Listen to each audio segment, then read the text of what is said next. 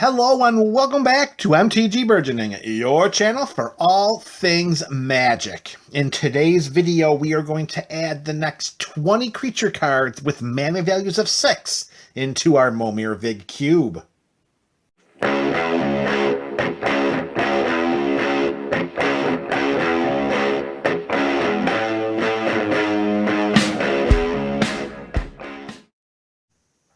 Greetings and salutations to the MTG BC. You are the MTG Burgeoning community. Welcome back to another installment in our ongoing Momir Vig Cube series.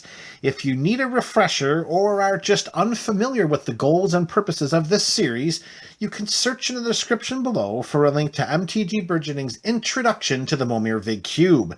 And while you're down there in the description fishing around, you can also click the link to Cube Cobra, where you can see the contents of the cube as it stands right now. So let's get right down to it. 20 creature cards with CMCs of 6. And we're starting off with an oldie but a goodie.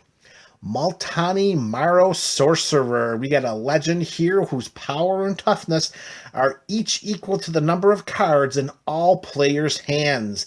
And Multani has Shroud. Now, considering that each time we summon a creature from the Momir Vig Cube, we have to discard a card from our hand, it is possible that Multani will come down in the 6th drop and not be all that intimidating. Because, as I said, you have to discard a card in order to summon a creature from the cube, but you also must play land cards from your hand in order to have the mana to generate to get those copies. So Multani could be a real high-risk, high-reward creature. You could have a bunch of players with extra cards in their hand, and he'll be pretty, formidable with the power toughness. Or, honestly, it wouldn't be it's not an unreasonable scenario to think he comes down as a 0/0 and you just jammed 6 mana into your visionary avatar and got nothing in return. Either way, Multani is in the cube. 1.0 to 2.0.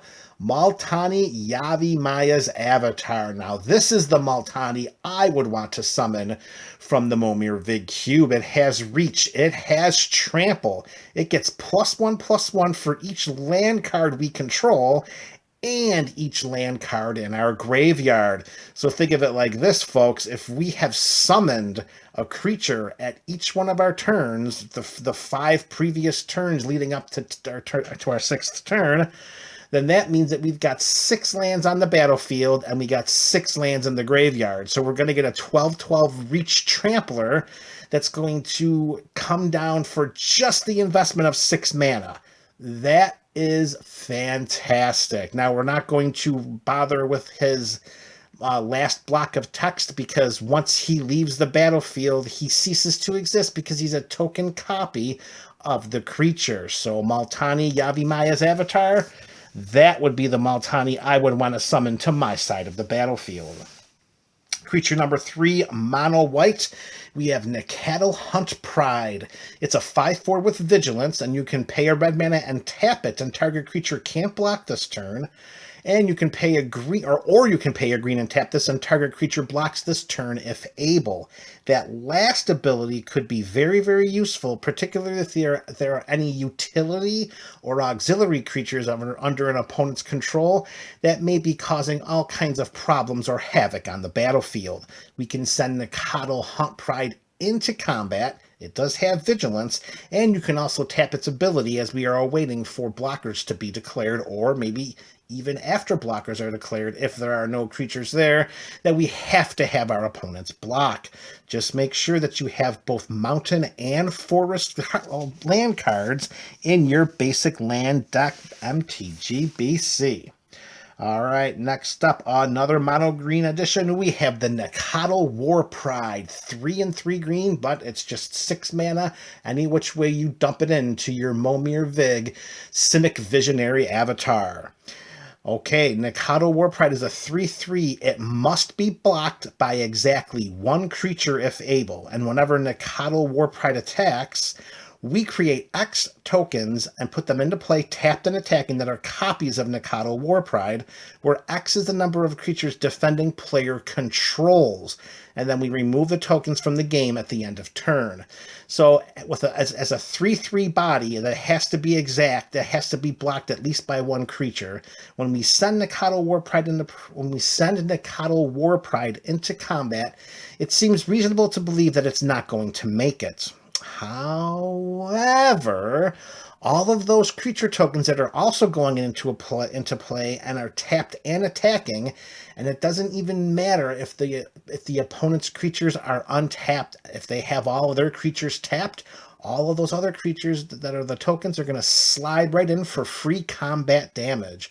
Our opponents will see Nikado Warpride coming because it doesn't have haste unless we have some kind of haste enabler on our side of the battlefield. Either way, Nikado Warpride could be one of those creatures that might look like a potential win condition. All right, reaching the 1/4 mark of this video, we have a mono black creature. It is Necropolis Regent, a 6/5 flyer. Whenever a creature we control deals combat damage to a player, put that many +1/+1 counters on it. This is where we want to have as many creatures with evasion and protection as possible. The Regent herself comes into play and has flying. So as long as we have an opponent that doesn't have any reachers or flyers, minimally we can send Necropolis Regent into combat. It's going to deal 25% of an opponent's starting life total and damage, which is 6, and then it's going to put 6 +1/+1 counters on her. From the 6 drop, Necropolis Regent could be looked at as a win condition, absolutely. Back-to-back mono-green creatures here. This time it is Nepharax, Overlord of Grixis, a 5/5 flyer with the Exalted mechanic, meaning that whenever a creature we control attacks alone, that creature is going to get +1/+1 until end of turn. And as an additional bonus specific to Nepharax, whenever Nepharax attacks alone, defending player sacrifices a creature. So we can comfortably send this Grixis Overlord into combat, knowing that it will survive because of its evasion of flying. If it attacks alone, it's going to get the +1/+1 boost, plus defending player will be forced to sacrifice one of their creatures. That demon could go a long way in controlling the battlefield if, by some reason or by some chance, our game of Momir Vig seems to be stalling a little bit. All right, back to the mono green well. Once more, we have Nimata, Grove Guardian, a 4/5 tree folk legend, but we can pay 2 and a green to create a 1/1 green sapling creature token. We can sacrifice a sapling to give all saplings +1/+1 until end of turn. Make sure you have those green mana sources in your basic land library, MTG BC, so that you can activate this ability. As we've said many times during this Momir Vig series, any creatures that can create additional creatures will be highly coveted in a format that's, let's face it, all about creatures. Now, the investment of 3 mana for a 1/1, that's not very... I mean, no one's going to the bank singing songs about rainbows and lollipops with those numbers. However, when you need that late game mana sink and a few additional creatures to either chump block opponents or to swarm opponents, Nimata Grove Guardian is going to provide that at a slightly inflated cost. All right, the mono green show continues. This time it is Nessian Wild's Ravager, a 6/6 Hydra. It has the Tribute 6 ability, which means as this creature ETBs, an opponent of our choice places 6 +1/+1 counters on it. So you turn to one of your opponents and say, are you going to put 6 +1/+1 counters on this? And if they choose not to, we will have Nessian Wild's Ravager fight another target creature. So we're either going to come we're either going to get a 12/12 Hydra that doesn't have trample, which is most unfortunate, or we're going to have a 6/6 and we're going to get to pop one of our opponent's creatures. In a format like Momir Vig, where, let's face it, there are no instants, there are no sorceries, any kind of creature that can come into play and act as any kind of removal, as long as for the purposes of Nessian Wild's Ravager is not being paid the tribute, that could be very, very valuable. All right, back to mono black. This time we have another old school Nightmare. There it is. It's a flyer whose power and toughness are equal each to the number of swamps we control. Another big reason, MTGBC, to make sure you have swamps in your basic land library, because if you don't, it's very, very likely that you summon a copy of this and it's going straight to the graveyard. All right, reaching the halfway point of this video, we have creature number 10, our first mono blue edition. It is the Nimbus Champion. It's a 4/4 flyer that whenever it attacks, we may return target creature to its owner's hand if that creature's power is less than or equal to the number of warriors we control. Now, Nimbus Champion is a warrior itself. It is very possible that there may be other warriors on your side of the battlefield if you happen to summon a copy of this creature to your side. More often than not, you're just going to bounce a creature that has a power of 1 or less, and that's going to help to control some of the battlefield management, I suppose. Also remember that anytime a creature leaves the battlefield in Momir Vig, it is a token copy, and when it gets bounced, it's not staying in that player's hand. It is exiled and ceases to exist. Oh, that's a little high. Yeah, it's all right. We'll put it there. It's a little bit of a glare, but we'll deal with it. All right, starting off the second half of this video, our first multicolored edition, we have Niv Mizzet Draco Genius, a 5/5 flyer that whenever it deals damage to a player, we may draw a card. We can also pay Izzet colors to have Niv Mizzet deal 1 damage to any target. So here we have the ability to pop off some creatures. Here we have the ability to do direct damage to an opponent and draw a card, but it can only be done if you have those island and mountain resources in your basic land library. All right, next up, another mono black edition. This time it's Newscraft Mob. We have a zombie here that comes into play with 5+1/+1 counters, and whenever a player casts a spell, we remove a +1/+1 counter from this, and if we do, we create a 2/2 black zombie creature token. So here we have a creature that'll come down as just a 5/5 for the investment of 6 with no other mechanics on it. However, when our opponent starts summoning those creatures from the Momir Vig Cube, each time they do, we're going to take off 1 counter and create a 2/2 black zombie creature token. That's going to help us to flood the battlefield with little annoying creatures that we could use as either defensive chump blockers or for the purposes of swarming our opponents while we're on the offensive. All right, next creature, another mono blue edition. This time it is Navigian Sages.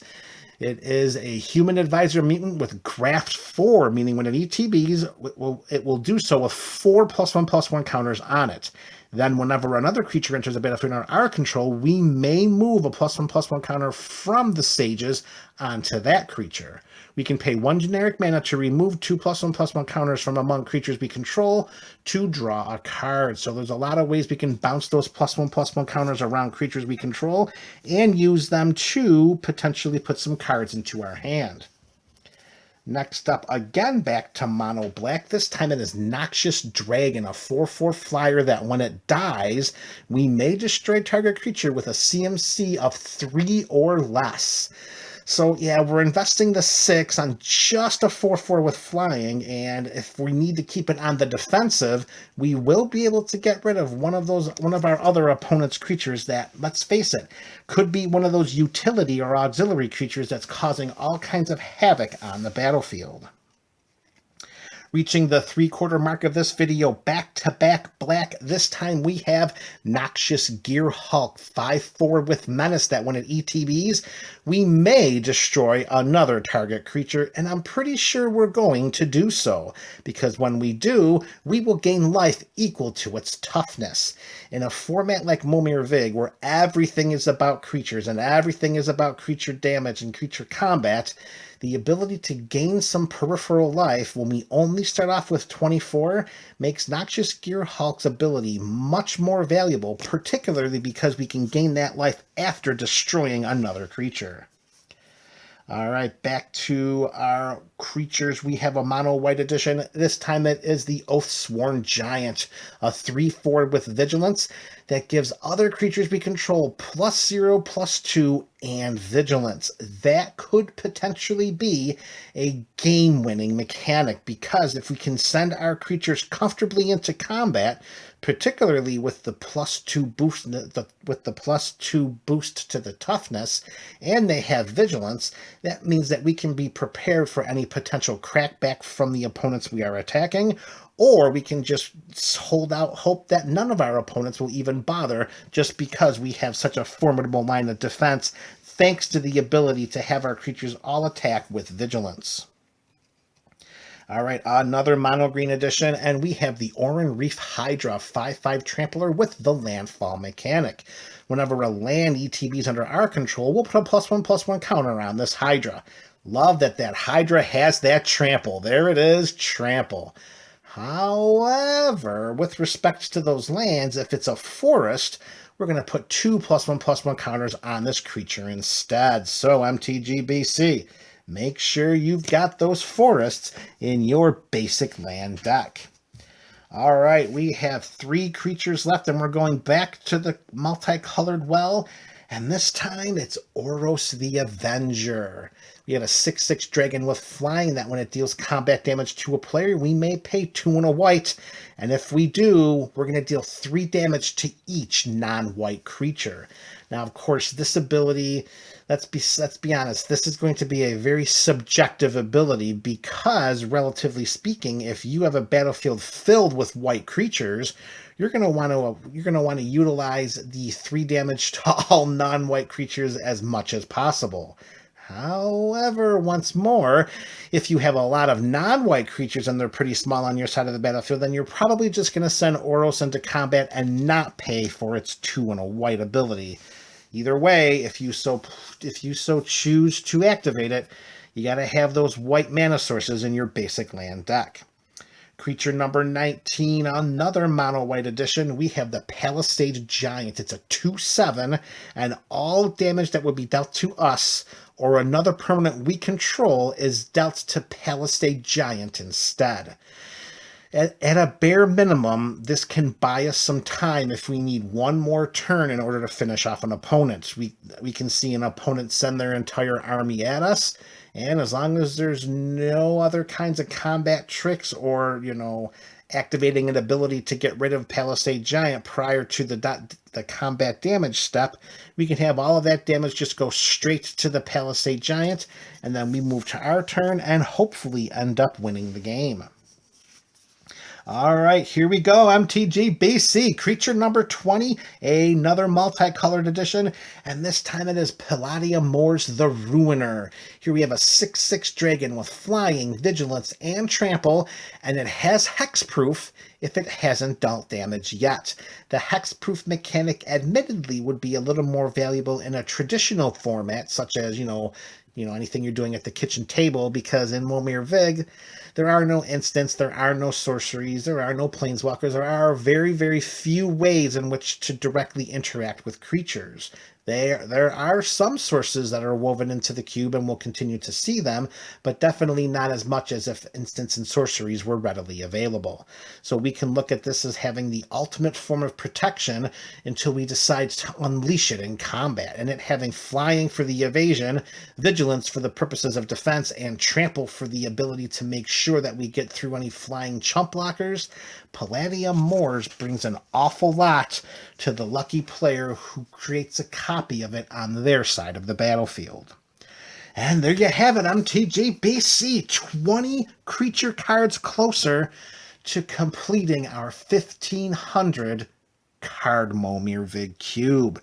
Let me know which are your favorites in the comment section below. This is MTG Burgeoning, your channel for all things magic.